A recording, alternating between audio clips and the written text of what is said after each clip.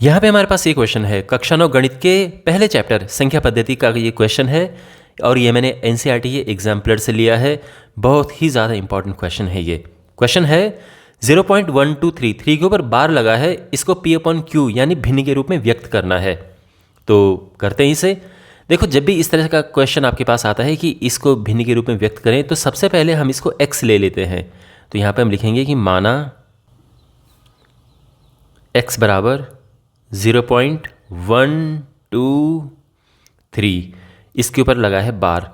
लेकिन हम क्या करेंगे, जिसके ऊपर बार लगा है उसको हम 2-3 बार लिख देंगे, 1 2 3 3 3 इस तरह से, है ना। क्योंकि इसका यही मतलब है, 3 के ऊपर ये डैश ये बार लगा है, इसे यानी ये रिपीट हो रहा है, बार बार आ रहा है। ये समझ आ गया। इसको हम नाम दे देंगे समीकरण नंबर 1। अब इसमें हम करेंगे गुणा 10 की। इस बात को आप ढंग से समझना, ठीक है।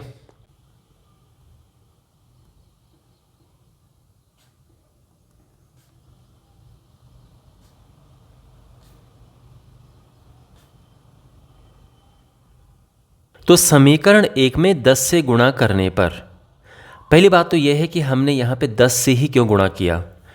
तो इस बात का ध्यान रखो, जितने अंक रिपीट होते हैं, जैसे अगर 1 अंक रिपीट होगा तो हम 10 से गुणा करेंगे, 2 अंक रिपीट होंगे तो हम 100 से गुणा करेंगे, 3 अंक रिपीट होंगे तो हम 1000 से गुणा करते हैं।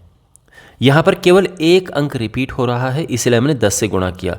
मान लो अगर ये इस तरह से होता 0.1232323 ये होता, यानी 23 के ऊपर बार होता लगा हुआ, यानी 2 अंक रिपीट हो रहे होते, तब उस केस में हम 100 से गुणा करते।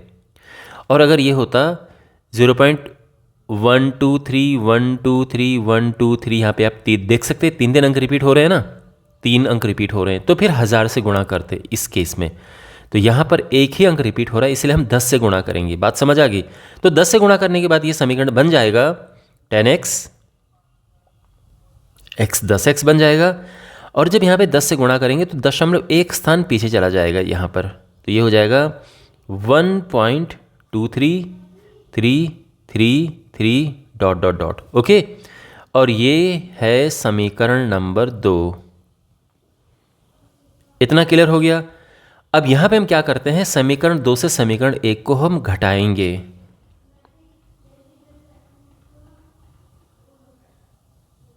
समीकरण 2 से समीकरण 1 को घटाने पर तो समीकरण 2 लिखते हैं, ये ऊपर आएगी,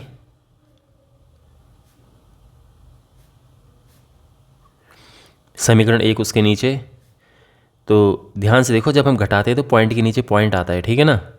तो 0.12333 इस तरह से, यही है ना, कोई प्रॉब्लम तो नहीं है। अब हमने यहाँ पर घटाना है, माइनस करना है। तो देखो, सबसे पहली बात तो ये है कि यहाँ पर आप देख रहे होंगे ये 3 के ऊपर कुछ है नहीं, तो अगर कुछ नहीं है तो यहाँ पे 3 लिख दो। अब आप कहोगे कि आपने यहाँ पे 3 लिखा क्यों, यहाँ पे तो नहीं था। देखो, 3 की तो कोई कमी नहीं है ना, 3 तो अनंत बार है यहाँ पे, तो इसलिए हम इसके ऊपर लिख देंगे ताकि हम इसको घटा सकें। तो 1 3 अपनी तरफ से लगा देंगे, कुछ फ़र्क नहीं पड़ता है, ठीक है। आप कितने भी 3 यहाँ पे लगाओ, कुछ फ़र्क नहीं पड़ता है, यहाँ पे भी कितने भी लगाओ। तो यहाँ पे हम 3 के ऊपर 3 लिखेंगे जिससे कि हम इसको घटा सकें। तो अब ये 0 हो गया, ये भी 0 हो गया, ये भी 0 हो गया, ये भी 0 हो गया। 3 में से 2 गया 1, यहाँ पे 2 में से 1 गया 1, पॉइंट आया और 1 ये है। यहाँ पे 10x में से 1x गया 9x। ये क्या, ये आपको समझ आया अच्छे से? बस हमने माइनस किया है। आप चाहो तो 0 0 लिख सकते हो, ठीक है ना, बट इनसे कुछ फ़र्क नहीं पड़ता है। तो ये है। अब इसके बाद आगे देखो, यहाँ पे